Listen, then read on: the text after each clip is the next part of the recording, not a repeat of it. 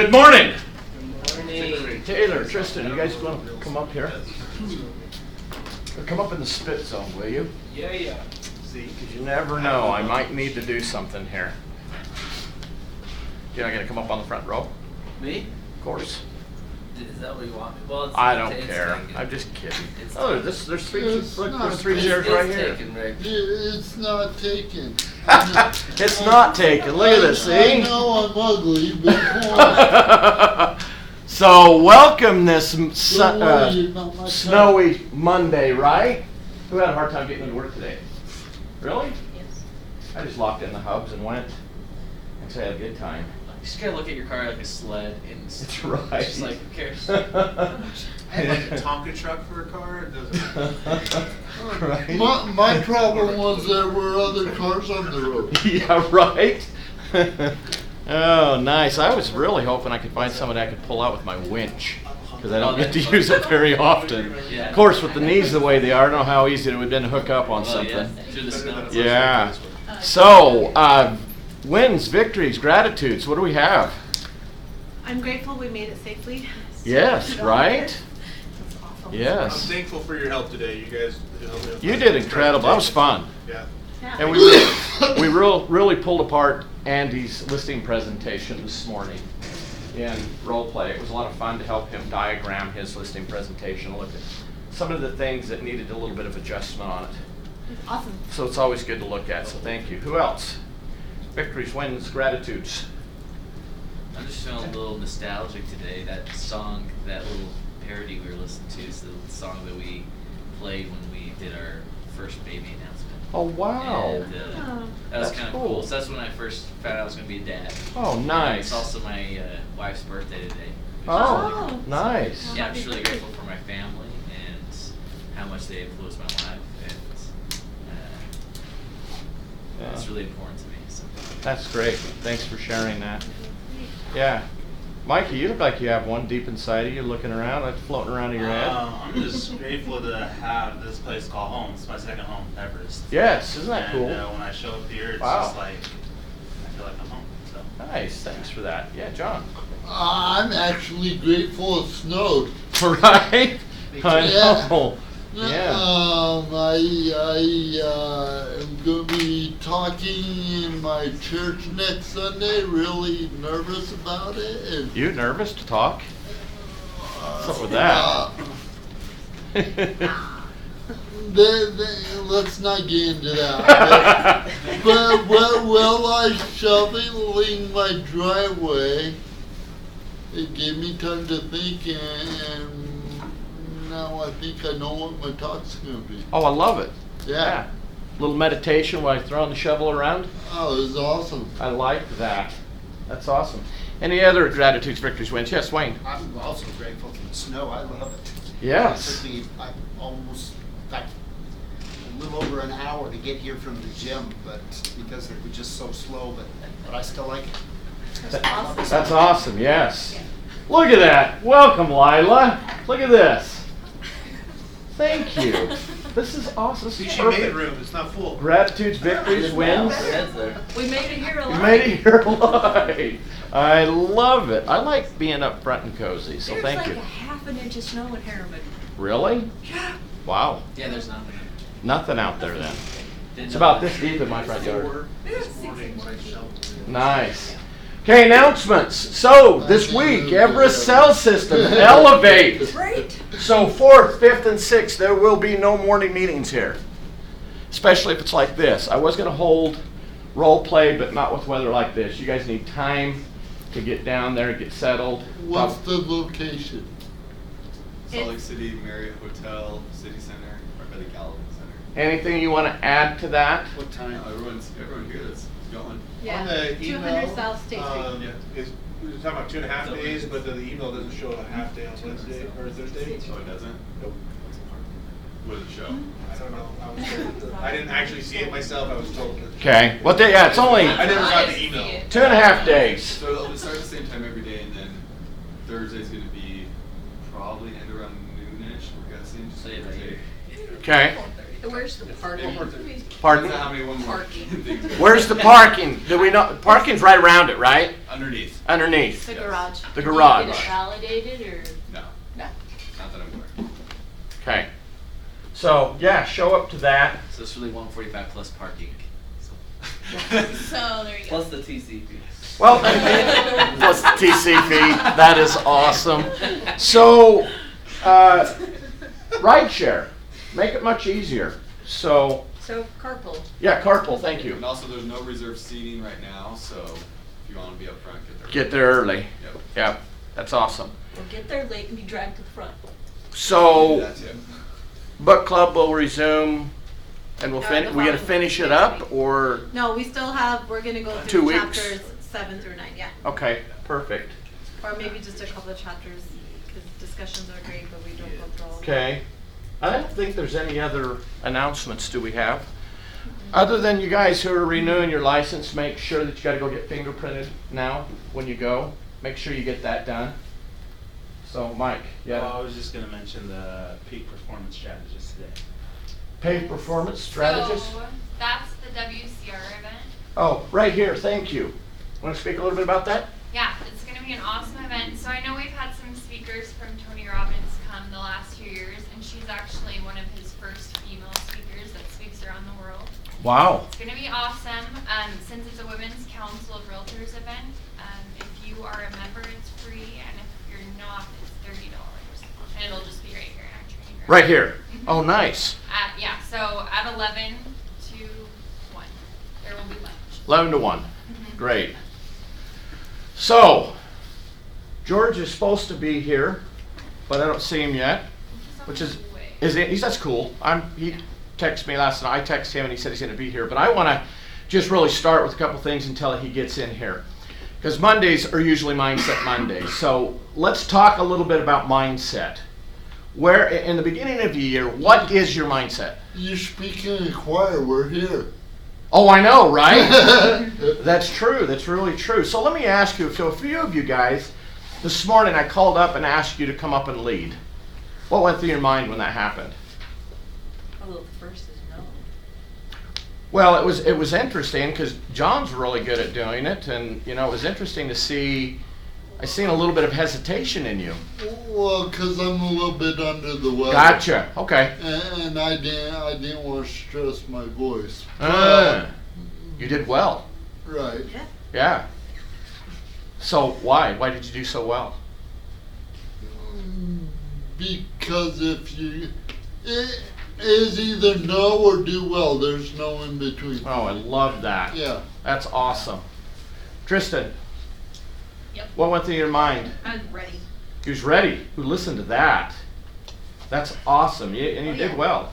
So thank you. You did a really good job. All Yari, right. what went through your mind?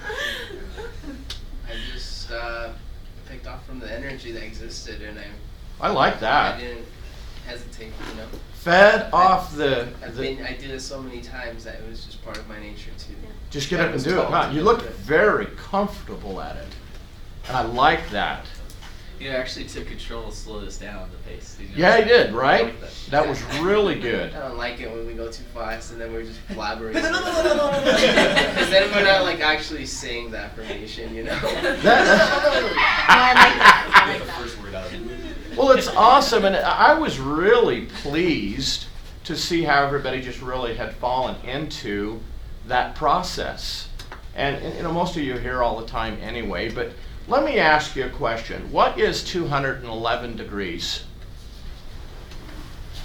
Hot of water. Pot of water. Just water, correct? What is 212 degrees? Boiling water. Okay, so what can you do with 211 degrees? Not, Sure, you can make some top ramen. Not much. Maybe warm some hot dogs up. Not much. Not much. So 1 degree in shift in temperature creates boiling water, right? Which creates what? Steam. Steam. Electricity. Electricity. Locomotives. Locomotives, power cities. 1 degree shift in thinking. So here we are at the beginning of the year. We're thinking about how the year's going to go. How many of you are operating at 211? Now I would say that you are here are 212.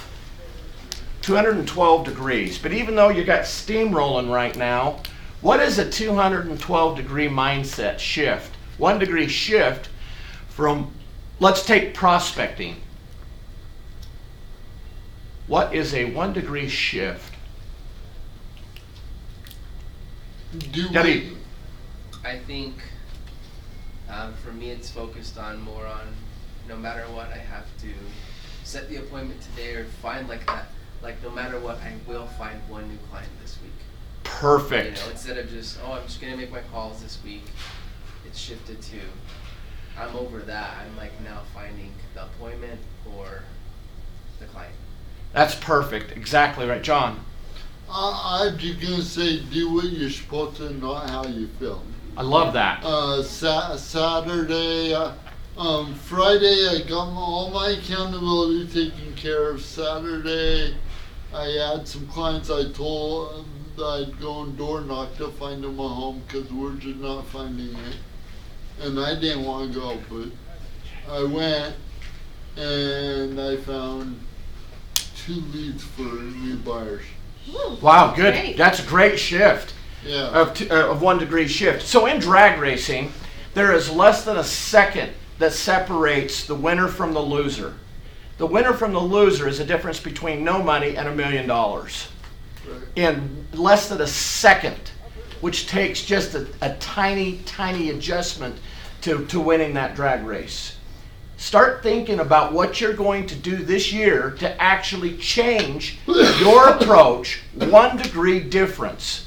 Because that 1 degree difference is going to make a huge, huge difference. Matt. I think that I believe the affirmation, consistency is my greatest tool. And Yes. I think the 212 degrees is, one of my past coaches once told me that if you were in, and again we're speaking to the choir here, but if you had a flight this morning, no matter if there was 6 inches of snow on the roads or not, you'd figure out a way to Ooh. And the same thing with prospecting or, Yes. I'm only doing half day today because it's my wife's birthday, but that prospecting session is so important to my business, I can't miss it. You can't miss it. And the that being said, also obviously skills and mindset. It's kind of like, I don't know if you knew this, but so 211 degrees is not boiling. 212 is boiling. If you add salt to water, you can increase the boiling point to 213. Ooh. And so, that would be... It's going beyond. Beyond, right? So, you can even take it that much further with a great mindset. Oh, I love that. That's excellent. Wayne. My wife started yesterday saying, promise me you're not going out tomorrow. Promise me you won't go to the gym or the ball. And then if you do, you gotta come home right afterwards and not go to Century 21. And I said, people in Alaska get through it. They do just fine. I'll go slow. Everything will be fine. I think that we waited around for the perfect opportunity. That's it. I said, how many times would I be staying home from the gym if every time you said not to go when there was a little bit of wind? That's it. Nice job. Nice way to take control. So let's turn it up 10 degrees and get George Morris up here. Come on up, George. Oh, snap. Hey guys, how's everybody doing? Awesome. I didn't see you here. That's because we made you come up. That's good. I'm impressed how many of you are here. I started doing a video at the gym, Matt, today, and I was in the middle of the parking lot, but then I got somehow distracted, and then I was going to say, does the weather stop you from working? I always think it's funny. Is it too hot? Is it too cold? Is it too windy? Too much fall? Too pretty? Too snowy? Too hailing? I always think it's interesting. So, how's everybody doing? Awesome. All I know is I'm glad it's not tomorrow. This is happening. Yeah, I it's know. supposed to be bright and sunny actually tomorrow. Yes. So that's the good news. So, all right. So, as we go through just a couple of things, I just want to share with you just a thought or two in regards to some skill stuff. I'm not just because of our time. I just want to just focus for a second here just on this handling objection element.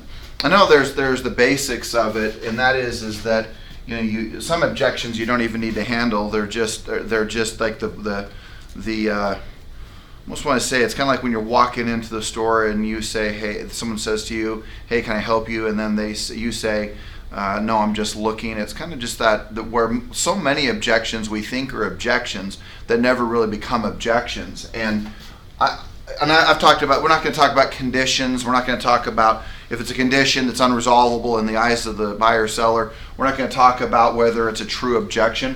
I just want to make sure you get into one specific habit, and that is to ask questions. And the observation I've had is that when most objections come up, is that we immediately want to retaliate and answer. And I'm not here to say, because look, I'm a fighter. Ask Kenzie, my daughter. I just love to barrel through things, Taylor. Barrel through them. But when I'm at my best, this is what I'm doing.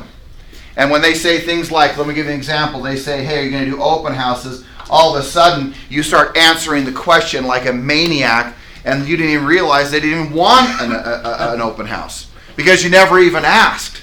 So even simple things like this, is that important to you? That's one of the key questions I ask in objection handling. They'll say, well, are you going to do open houses? Yeah, that's a great question. Do you plan? Would you like me? Back up here. Is that important to you that I do open houses? Is it important to you that we have open houses? And what's so fascinating, something like that, is they often say, well, no. And then they just simply are able to say, great, no problem. Well, I don't do them. Instead of the entourage of information that you're going to prove as to why open houses work or don't work, or why you do them and don't do them, why you want to do this for your weekend or not do them on your weekend. It could be as simple as commissions. Same thing. Is that important to you? Well, gosh, it seems like 7% is a whole heck of a lot of money. Well, you know what? Look, commissions are a big deal from the standpoint, of course, from a place of negotiation, but I found out that's just the same thing. Is it important to you that you have the most money in your pocket or the amount that you pay? It's just, again, asking questions. And most people in this process don't ask questions. So I would just challenge you to make sure that in the end of it is to ask questions. And of course, maybe when you're role playing, you can quickly really resolve the objection of an open house or a commission or price too high, price too low. Hey, we won't sign the buyer agency agreement. It doesn't matter to me which one, but just get in the habit of asking a question of, is that important to you? Or what's important about that to you? What if we didn't do them? How would you feel about the process? What if I got you more money, netted you more money, but you still paid me 7%? Would that be okay? So often we jump so fast in trying to answer the objection that we never really understand what their full objection is or full challenge is. And so often they're not even really an objection, they're just a question, right? And it's been said, right, that an objection is just a question unanswered in the eyes of a buyer or seller. I've said that before, which I can actually relate to. So I go back again, have you been asking the questions? And have you been doing the things that when something comes up, just ask yourself, what's my habit when someone objects to what I'm doing? What's my habit when they say I want to wait? What's my habit when they say I want to wait? And then immediately you may go into saying, well, let me share with you why you shouldn't. Versus, hey, share with me what's important about waiting. Share with me what it is that you're concerned about. Share with me why it's important that we list this for only 3 months versus 6 months. Share with me. Just the importance of asking those questions in any type of sales process is critical, because the fact is that then you're guessing as to what they want or don't want. You're guessing on the objection. You're guessing on the concern they have. You're guessing in regards to whatever they pull up as a red flag and go, whoa, hold on a second. So ask a lot more questions when the initial objection happens. You talked about in the past doing or asking yourself questions and figuring out what you really believe. And I think half the time when we're talking, when somebody says, are you going to do an open house? Half the time we're not just telling them, right, why we shouldn't do an open house. We're actually trying to convince ourselves why we should not do an open house. Yeah. And so if you truly believe that an open house is not the answer, then you don't need to ladder out a bunch of description on why you don't need to. You don't need to convince yourself. Yeah. Just ask them the question, figure out why is or is not important to them. Right. And then you can handle that objection. I totally agree. You gonna say something? No, I just Go said ahead. that's good. Oh. I like what you said. I would just, I've just realized when I'm on my best game, I'm asking lots of questions, and I think you're right. Like I look at the, certainly we've all heard the script where it's, hey, will you cut your commission? No any other questions? And over my years, I've realized that's more of an affirmation to me than it is anything else, because I know that if I handle that really fiercely with a client and be like, no any other questions, and I got really, really direct and really bold on it, it's not even necessary to be that bold and direct. It doesn't have to be that way. So the thing is that it could be as simple as, hey, share with me what's important about the fact of a reduced commission based on what I would normally charge. And all of a sudden you start getting down to the challenges, right? It's often not even the commission. It's just what they've heard. It's what they've expected. It's what they've understood. But just in perspective to that is just as in regards to commissions, just remember that if you haven't displayed enough value, then the value is always in direct correlation to the commissions that you charge. So when you start thinking about what you're charging, just take consideration that, have I first and foremost created enough value? There's no question that the better the presentation, the less objections there are. And that's the reason why I think most of you are in the room when I talked about the fact of, look, knowing what their expectations are is what helps you galvanize a better presentation. If you don't even know what their expectations are and where their hot buttons are and where their frustrations are and where their challenges are, you will never be able to create enough value. It doesn't matter whether I'm recruiting and if I'm Kenzie or I'm Dylan who's calling on these on the seminar, or whether it's you calling it for sale by owner or your sphere of influence or a buyer. It doesn't matter. It's all the same. Ruby? I was just gonna say, you always say asking more questions reduces all the risk. Yeah. And Yeah. I love that. Right? I Right? You assume, right? I mean, you can assume the sale from a place of mindset, but assuming too much, right, makes an ass out of you and me, right? Right? If we assume too much, so just get in the habit, right? If you have a pattern or a ritual of just jumping down things or into things with answering the question, you may have the most spectacular answer on the planet. But in the relationship to that is that it's really important that you get into it, maybe a different habit if you haven't already been in that habit. So, any thoughts or questions to that? Well, Taylor, nothing. Come on, you're just sitting there like Well, I was thinking about the commission one. the 49ers were just sitting. Like, how did 21 points get scored on us in the fourth quarter when we were up by 10? Oh. So, No, I was thinking about the commission one. Sometimes we don't know if they are willing to pay the 6 or 7%, but like one last ditch effort, they're like, well, hey, what do you say about 5? And just to see what we're gonna say, you know?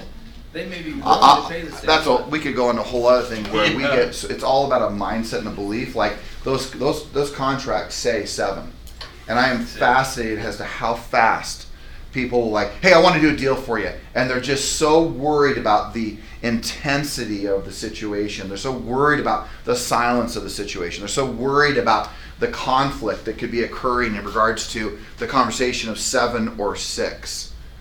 I've observed that no matter how desperate, if this makes sense, how desperate I may be for a sale, how desperate I may be for something, the less concerned and attached I am to the outcome, the more powerful and strong I become. So even what's weird is that if you can get in the habit of going, man, I know this matters, but I really have to come from a space of completely unattached to the outcome, accept the outcome of what is best for the client, secondary to me. And all of a sudden, a whole different energy flows as you're in that room, or you're in that kitchen, or you're at the dining room table, or you're on the phone. It's just a whole different energy from that standpoint.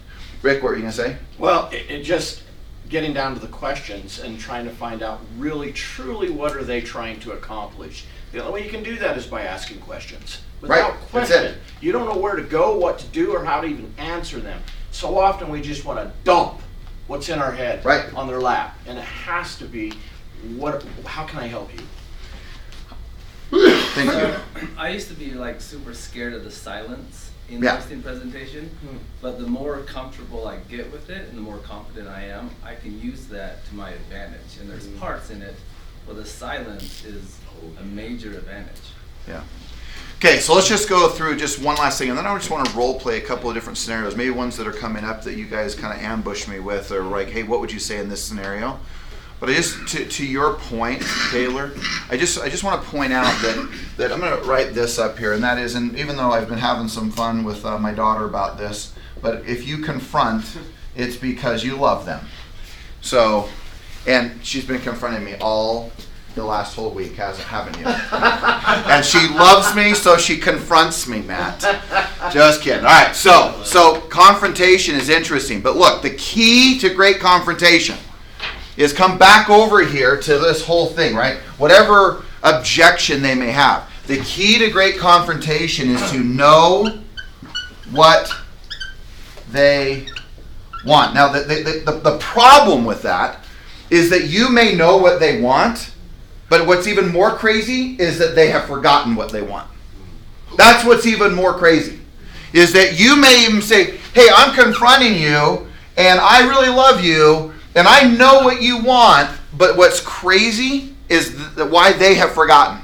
They forgot what they wanted. They forgot where they were going. They forgot why they're selling their home. I mean, we see this all the time when a client or a particular seller or buyer gets all fixated on like $200, $300, $1,000, and they're selling $500,000 homes, and they are sitting there arguing over $1,000. I mean, and they're like, oh, it's the principle. No, you forgot where you're going. So look, the key to handling these objections, aside from mindset, belief you're the right agent, all the different little pieces that weave into this, is that if you're going to confront effectively, you have to know what they want, but in most cases, you have to remind them of what they want. Because if you don't remind them of what they want, it is almost next to impossible to effectively confront. Sometimes we'll just attack someone. We'll give our opinion to someone. We'll crush them, literally, because we're so committed to say, well, I didn't remember what they want. But you know what's crazy is in most cases, when you're not, how about this one? When you're not prospecting, it's because you forgot what you wanted. When you are not knocking doors, it's because you forgot what you want. When you aren't making the calls with the energy and the enthusiasm, it's almost always because you forgot why you're doing it. So don't forget, right? This is the same thing for you. To confront yourself effectively, it's why Monday for me is always that day, sometimes Sunday afternoon, evening, is to just really realign with, like, what do I want? Because if I forget what I want, then I will not show up ready to play the game for the week. So it's no different if you're confronting yourself, reminding yourself, what do I want? Oh yeah, that's right. Okay, prospect becomes no big deal. But it's a big deal when you don't know what you want and you forget what you want. And I'm hypersensitive to this one. Some of the most darkest hours of my life in building this company is I would go sit on any rock, it seemed like, on the Wasatch Front, and just would write in my journal every Sunday. And I would write the same, almost exact same stuff I was writing the week before. And I would just, because it was such a torrent of frustration and the market declining and people losing everything and all the tragedy was going on. And it was so easy to start looking at all the evidence as to why it couldn't work out. But when I really got serious about, okay, I'm not going to ever forget where I'm going. And if I don't forget where I'm going, and because no one's going to remind me, because everyone else was telling me, Andy, you're not going to make it. It's not going to happen. You're not going to be able to do this. I say, everybody, just a few people believed. I mean, a handful of them. And I just want to point out that the fact is that sometimes that confrontation is as important for yourself, reminding yourself what you want. Come over here to objections and the habits of asking questions. But the first question might be, hey, open house, but let's first focus on, why are we selling this home? Or when they object to reducing the price of the home, are you asking questions again? Hey, remind me, where are you moving? Why do you want to get there? What's important about being there? What happens if you don't get there? What happens if you don't earn it? Look, it's the same thing if I'm coaching one of you. Hey, what happens if you don't get there? Help me understand how you're going to stay connected to your dreams and your goals, your most sacred desires. What are you doing every day to remind yourself where you're going? Because if you don't, you won't prospect. You won't do the things in your relationships that are critical. You won't do the things for your health that are critical. And the reason you don't is because you forget what you want. Or you discount what you want. That's even worse. We go a whole other deeper level. You discount what you want and go, well, it's not really that important. Really? Again, you change the goal before you change the approach. Change the approach before you change the goal. It's not a new concept. It's what every great business person, it's just in simple terms. Change the approach, don't change the goal. If you want to change the goal, you better be in a great peak state, an awesome energy, dialed in and go, changing my goal because I know that's what I'm supposed to do. Not because I'm weak, not because I'm in a bad mood, not because it didn't work out today, not because I didn't know how it was going to happen, not because I lost my path, not because the snow was flying, fog was out. None of those are good reasons. So just remember that this objection stuff and confronting is as important to you personally as it is when you sit down with a client and go, hey, and they say, do you want to do an open house? And you say, hey, that's a great question first and foremost. Why, or help me understand what's important about an open house to you. Oh, it's not. I don't even want one. I just wanted to make sure you weren't. Oh, okay, well, I don't. Done. Do you know how many times that's happened to me? I used to be like, oh, let me tell you why. Oh, let me give you all the stats. Let me tell you about the last open house I ever did. All the prescription drugs were stolen. That's like, I mean, that's true, by the way. That is a true story. A home by St. Mark's Hospital, right over here on 13th East. I'm like, I'm done. No more. 2 people, they caught him, pulled him off, all the email going out to everybody. It was when email was just brand new, Lila. But I remember the emails going out from the board, and they were all talking about how, this person and this, it was, this is funny, it was a white Bronco. That's really odd. It was not O.J. Simpson. All right? And they went to like 3, and they'd come in the house and they'd split up immediately. A guy, I don't know if they're husband and wife, but, a girl and a gal. And then one, of course, was raiding the cabinets. The other one was keeping me busy. And I said, enough. Okay, so just look, as you move through this, just do not underestimate the importance of confronting yourself. You'll have friends that will confront you. You'll have people in your life that will confront you. You'll have family, parents, siblings, friends, me, Rick, Ruby, Lynn's, Ken's. Other people will confront you left and right. But still, at the end of the day, the greatest confrontation is the one you can create with yourself. And the most deepest emotion will come when you take the time to write out, what is it that I really want out of my life? And is my path getting me on the track to getting it? And So confront yourself. And get serious about, well, wait a second, if it's not working, okay, how do I make it work? Hey, this is what I want, but it's not going the right direction. Well, maybe I need to be more accountable. Hold on a second, what's not going on that should be happening? I think it's really powerful when you think about what you can do with confrontation. And confrontation is so much to do about how we absolve objection. So, any thoughts, comments? Love it. Ruby, any thoughts? Okay.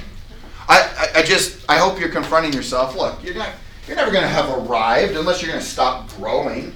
You're never going to. Some of you will have one part of your life dialed in, figured out. The other part won't be.